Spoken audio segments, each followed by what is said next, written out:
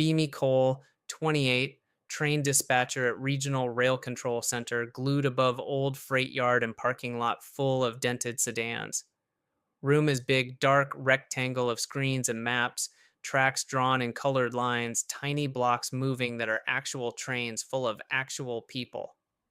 Job is simple in theory: keep blocks from kissing each other, keep maintenance crews from getting flattened, shout stop fast enough when humans screw up. Old HR and safety combo was guy named Warren, ex-conductor with coffee breath and zero patience for bullshit. If somebody talked nasty on radio, he chewed them out, wrote note, done. Main rule was do not kill anybody on my railroad. One fall, Warren retires to go fish with grandkids. We sign card, eat grocery store cake under humming fluorescents, go back to juggling tonnage. Few weeks later, email drops from corporate, subject welcoming Dana, our new director of people safety and respect. Title already sounds like it came with scented candles and a LinkedIn course. Open attachment, see woman early 30s, undercut hair, bright lipstick, blazer over t-shirt that says believe women's fear. Bio talks about gendered safety in male-dominated industries and challenging command and control language in operations. Fellow dispatcher Pete leans back in rolling chair, squints at screen, mutters, "Can she code a route or just feelings?" Spins back to board. First time Dana visits control room, she walks in like auditor of souls, not systems. Doesn't ask about signal failures, storm procedures, or how long it takes to clear a crossing. Just stands behind chairs watching where male eyes go on wall of cameras. She lingers when female engineer appears on cab camera. Dana's gaze snaps to whichever guy's monitor shows her, checking if anyone is lingering. Later, she stops behind my console while I'm routing commuter train past maintenance window. Asks, so when you talk to women out there, how do you make sure your tone isn't threatening? Answer, I don't care who's on the other end. I care that they hear me say stop when they need to stop. She smiles like that proves her point, taps notes into tablet, walks off toward coffee machine she will later label community hydration station. Week after that, we all get calendar invite, mandatory workshop titled Voices That Don't Harm, right in middle of shift change. We cram into training room with faded derailment posters, stale donuts on table, projectors humming. Dana stands front with slide reading Phase 1, Deconstructing the Male Command Voice. She talks about how radio channels are flooded with aggressive male barking and how women in cabs hear constant micro-intimidation. Plays cherry-picked audio clips from some other railroad with guys yelling, "What were you thinking?" at crews after incidents. Meanwhile, our own tapes, mostly boring monotone, train 701, signal ahead is red, call when stopped. Still, policy comes. Dana says from now on, male dispatchers must soften directives when addressing women, use collaborative language instead of orders. Gives examples like instead of, you must stop before signal 23, say, I'd like you to ease up and we'll work together to hold before 23. Pete mutters under breath, train does not speak therapy. We're told not to raise voices on open channel, not to cut off women mid-sentence even if they're rolling toward wrong track.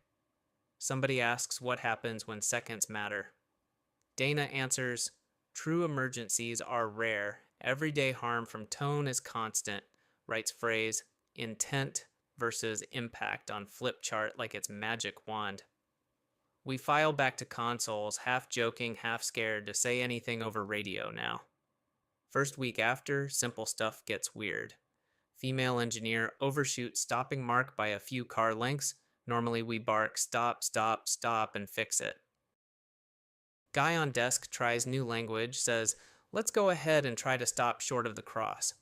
Oh, you're already past it. She laughs it off, but we all hear delay where his training fought the script. Dana sends memo praising less escalatory phrasing. Nobody mentions extra seconds rolling toward crossing full of cars. Then phase 2 lands, heavier. Email subject routing around power imbalances. Dana writes long essay about direct male control over women's movements and how dispatch desks are literal choke points run by men. Announces new policy called gender-aware handoff. From now on, if a male dispatcher needs to correct, reroute, or override a female crew member, he should, whenever possible, do so via female dispatcher as safety liaison.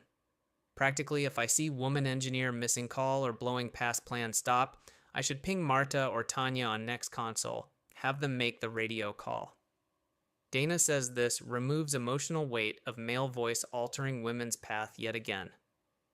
Somebody points out nights and weekends often have only one woman on shift, sometimes none. Dana says, we'll adjust staffing in future, meanwhile do your best, which is code for not my problem. She also spins up anonymous reporting form for radio tone incidents, where anyone out there can complain about feeling talked down to. We start getting monthly tone scorecards with vague notes like, one engineer reported feeling rushed by male dispatcher, please hold more space. Upper management glances at charts, sees green arrows labeled respect metrics improving, pats Dana on back, ignores muttered curses in dark control room. Then phase 3 appears, the one that glues stupid to dangerous. Dana shows up with big laminated posters for walls heading female crew safety protocol. Rule 1. No male dispatcher may keep open radio line with lone female engineer through isolated territories unless conversation is strictly necessary and content scoped. She explains some women feel trapped by male voices and headset through long dark stretches of track. Rule 2. Male dispatchers should avoid describing hazards near women in ways that heighten fear, like saying there's a suicidal trespasser reported ahead. Instead, we should frame it as collaborative care, whatever that means when steel meets flesh. Rule 3. No male dispatcher may send track workers into area where lone female engineer is approaching without first confirming her emotional readiness to encounter workers online. Everyone in room stares because, if anything, rules should be about not sending workers onto tracks in front of moving train, regardless of anyone's feelings. Dana insists that in past, women reported anxiety about suddenly seeing men on trackside at night felt like ambush. Her fix is to make extra calls, ask how are you feeling about crews ahead, then maybe hold workers, maybe slow trains, but always talk first. Meanwhile, every extra phone call is delay in clearing track windows maintenance beg us for. Weeks pass, small frictions pile up. I have evening where maintenance gang waits 10 extra minutes for clearance because I'm on second call emotionally preparing female engineer for guys with lanterns near grade crossing. Gang boss grumbles on sideline, we'll be here all night at this rate. One Sunday night, young engineer named Lila misses initial speed restriction detail because she's new and nervous. Normally I'd key up radio loud, cut through chatter, Lila, restricted speed from mile 31 to 33, repeat that back now. Instead, I phrase it softer, remember not to sound harsh. End up saying, hey Lila, when you get a second, I'd like you to check your bulletin around 31. She says copy, then gets distracted by conductor asking about switch, almost rolls into segment too fast before I switch back to old voice and bark, slow it down, now. We avoid incident, but afterwards I get email from Dana quoting that last now as example of regress to aggression under stress. She suggests I attend optional tone clinic, which feels anything but optional. Through it all, I try to keep head down, route trains, log moves, not get anyone killed while corporate experiments with my vowels. Then one gray Tuesday evening, crew lineup and weather and sheer luck align wrong. Schedule heavy with commuter runs and a late limestone freight threading through same corridor. On top of that, maintenance gang scheduled to swap out bad rail on siding just past small town station, need 2-hour block on one track. We juggle for days to make window work, finely carve slot between last rush hour train and overnight empties. Maintenance foreman, big guy named Harris, calls up before window, voice tired but wired. Says Cole, we got guys and equipment all staged. Give me clear when you can. Rail out here looks like pretzel. I say, once 63 clears past marker, we'll take track 2 out of service. I'll protect you with red on both ends. He jokes, just keep big shiny things off my men and we'll be friends forever. At same time, crew rotation puts Lila on that last commuter run through section, heading homeward with half-full train of office zombies scrolling phones. She's decent now, still a little jumpy, but listens when you talk straight. Dana happens to be in control room that night, prepping for some gender safety webinar with corporate laptop open on corner desk. She's half listening on headset, sipping herbal tea, watching my board like it's case study. When time comes, I route Lila's train out of city, watch Little Block crawl toward Harris's work limits. Plan is simple, clear her through before start of window, then lock signals behind her. Line Harris in, breathe. Radio crackles, Lila says. Cole, just confirming, no workers on my track tonight, right? Last week surprised me a bit. She means last time we had a rail truck lingering near Maine, startled her seeing headlights. I answer, you're good this run. Workers go on right after you. I'll hold them till you're past town. Dana stands up, hearing female voice mention surprise, eyebrow rising like predator smelling content. She leans over my console, whispers, makes sure she feels fully safe, ask her if she's comfortable passing men on ballast if anything changes. I nod distractedly, eyes flicking between approaching freight on parallel and blinking pre-signal for Lila. Signal system then decides to play. Storm earlier and day-soaked old relay box near Harris's work area.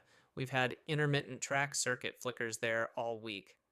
Just as Lila passes previous control point, my screen shows short loss of detection and block ahead, then returns.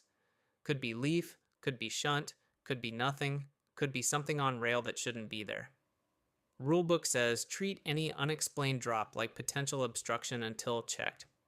I grab landline, call Harris at site trailer, ask, you got any carts or equipment close to Maine yet? He swears, no, we still on siding, not fouling Maine till you give us bullet. Glitch could also be broken bond, but my stomach doesn't like maybes. I toggle radio to Lila's channel ready to say, reduce speed, possible issue ahead. I might be stopping you short of usual spot. Dana sees my hand hovering over transmit, cuts in. She says, remember, we don't heighten fear about men ahead. Has there been any actual report of workers in her path? Answer, no report, just circuit blip, but I want her easing up in case. Dana shakes head, says, use collaborative language, and if it's about crews, you should route that through Marta, not insert your voice on a woman's cab again. I glance over my shoulder. Marta is in restroom, headset on desk. Distance to questionable block shrinking on schematic. I say no time, I need to get her attention now, I'll soothe her after. Dana's eyes harden. She steps a little between me and Mike like physical barrier means anything to radio waves. Says Cole, we agreed. You do not jump on channel and startle women with possible issues unless it's confirmed emergency. As if on cue, my screen flickers again. This time, block ahead goes occupied and stays. Could be stuck track, could be car rolled from siding, could be kid's bike left on rail, could be anything that crushes badly under commuter wheels. Training screams louder than any policy PDF. I key radio. Dana tries to slam her hand on my wrist, misses by half inch. I bark across channel, all tone clinics forgotten. Lila, this is Cole. Immediate, slow to restricted speed, something showing in your next block, acknowledge. Few seconds that follow feel like those dreams where you shout and no sound comes. Then her voice, tense but solid, copy, reducing, restricted, what you seeing. I tell her indication of obstruction or track failure, be prepared to stop before crossing at mile marker. She drags brake, my board shows her speed tick down. On side phone, Harris suddenly calls back, curse in voice. Cole, that damn old rail on siding just rolled. Part of it might be touching Maine. We're trying to yank it clear. I already see it in my head. Length of steel kicked sideways, just enough to shunt track circuit and maybe foul edge of gauge. I tell Lila, stop short of crossing. Do not pass crew until I say track is visually clear. She stops, just barely, before a point camera later shows stray rail kisses ballast near her path. Workers drag twisted piece fully off, Harris radios. Clear, we're off, and in the dirt. Main is good now. I still keep her at restricted creeping over spot just in case. Once she clears, we all breathe again like surfacing. Dana, to my shock, does not look relieved. She looks furious. After things calm, she calls me into side office, glass walls looking back at boards. Says, you completely ignored agreed protocol. You injected panic into that cab. I stare at her, trying to process words panic and broken rail near passenger train in same scolding. Say track circuit dropped twice, foreman confirming rail movement. I am not going to ask Marta to hold feeling circle while cars full of people roll into junk. She says, you could have framed it as minor check. You didn't need emergency tone, and you certainly didn't need to mention men ahead. I point at camera shot. She still is paused on her laptop from earlier. Girl in vest hauling steel with crew. Say, I don't care if it's men, steel, cows, or UFOs. If something's in front of my train, I am yelling. Dana leans in, voice low, says, this is exactly the patriarchal reflex we're dismantling. You made it about your heroism, not her agency. I walk out before I say something that earns security escort. Next day, we all get email marked incident reflection from Dana. She describes what happened as overreaction to ambiguous signal that undermined women's growing trust in non-alarmist communication. Forgets to mention chaotic steel bar flirting with mainline. Unluckily for her, railroad also still employs people whose job is not letting trains hit things. Within 48 hours, corporate safety investigators show up, two serious-looking folks in plain clothes with notebooks. They pull recordings, signal logs, maintenance reports, even screenshot from camera Harris's crew took of rail chunk leaning way too close to main. They sit each of us down one by one in small interview room with flickering LED and stale coffee. My turn, safety guy pushes laptop around, replaying chunk where track circuit drops and my radio call barks. Asks, walk me through what you saw and why you said what you said. I explain reading storm earlier, known weak box, Harris's crew prepping rail, then double drop plus his frantic call. Say, I didn't know if rail was fully fouling, but I knew I'd rather have her annoyed at my tone than in ditch. He nods slowly, scribbles. Interview with Lila happens next. She later tells me bits. They ask how my call felt, if she felt attacked or unsafe. She shrugs, says, it scared me in good way, made me slam brakes, that's his job. Adds, I don't need sugarcoating if something might be on my track. I need to hear urgency. They talk to Harris, who confirms rail shifted unexpectedly, says in his gravel voice, if that girl had come through there at full authorized, I'd be giving statement over body bags right now. Finally, they call Dana in. We can all kind of hear through thin walls, not words, but rises and falls. Later, safety lady quotes some of it back in debrief. Dana apparently argued that my tone exacerbated fear, that women on trains relive harassment when men bark orders. Safety woman responded with something like, fear is appropriate when there's steel on track.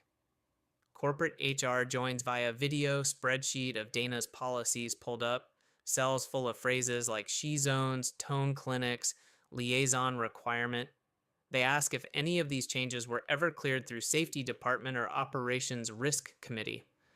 Dana admits most were pilot programs she rolled out locally to gather data.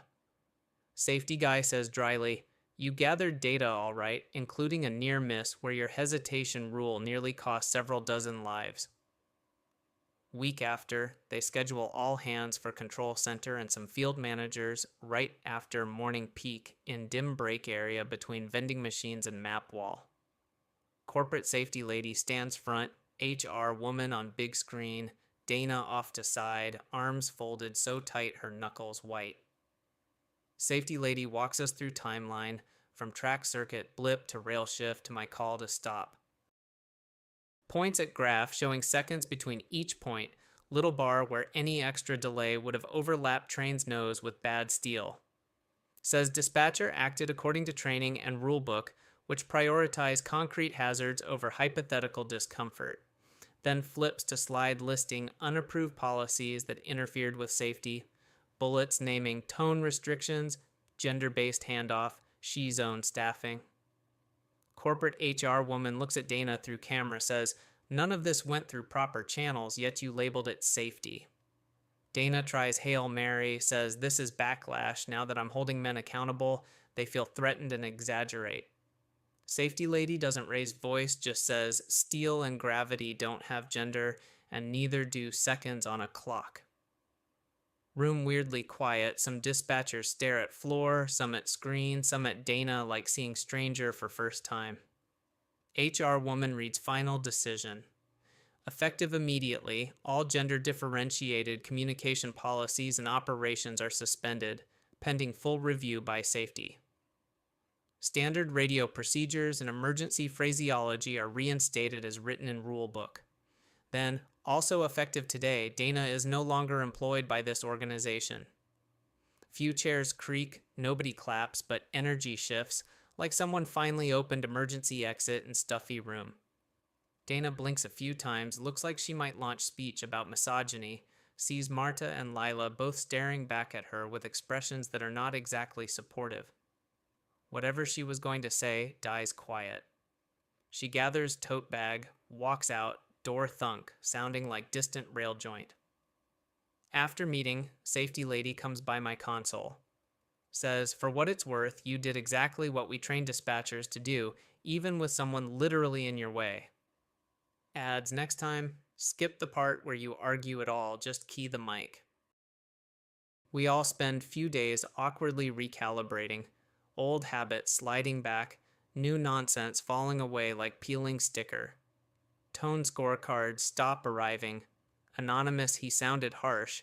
Notes now go through regular channels where supervisors with rail dust in lungs read context first. We still get coached if we scream at people for fun, we just no longer fear HR every time we speak above librarian volume while stopping trains. One slow night weeks later, Lila calls in from siding waiting on meat. Says, "Hey Cole, just wanted to say, if you ever see anything weird ahead of me again, I'd rather be terrified and alive than soothed and crashed." Answer, deal. Terror with purpose only. She laughs, clicks off, little block on my screen, creeping forward when I line her. After shift, I walk control room with coffee, look at walls where Dana's posters once hung. Pink, trust your feelings about tone sheet gone, replaced by plain printout of emergency radio phrases, big bold, stop, stop, stop on top as reminder. Downstairs, real trains roll through dark, headlights cutting night, whistles echoing off warehouses and houses and sleeping dogs. Those people inside never know about stupid little wars in this room. They just know they arrive. Funny thing, place finally feels safer now that our job is back to being what Warren always said. You can be kind on the radio later, you can debrief feelings later, you can write essays later. First job is simple, ugly, old. Keep steel from touching what it shouldn't, and when something looks wrong, you don't wait for permission from a spreadsheet, you just yell stop until the world listens. Old horrors.